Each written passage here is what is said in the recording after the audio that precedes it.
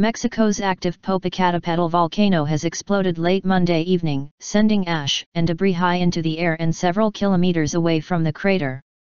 The roar of the eruption was reported and felt over 40 kilometers, 25 miles, away.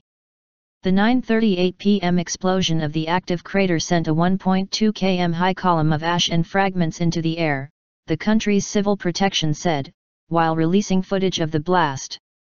Authorities have issued a yellow alert warning, asking residents to stay clear of the area within a 12 km radius of the crater, warning that ash from the volcano will be dispersed towards the northeast area of Puebla.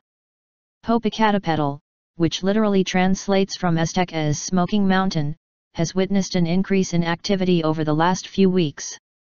Preparing for the worst-case scenario, authorities have drafted a special operational plan allowing for quick evacuation of locals in case of any emergencies.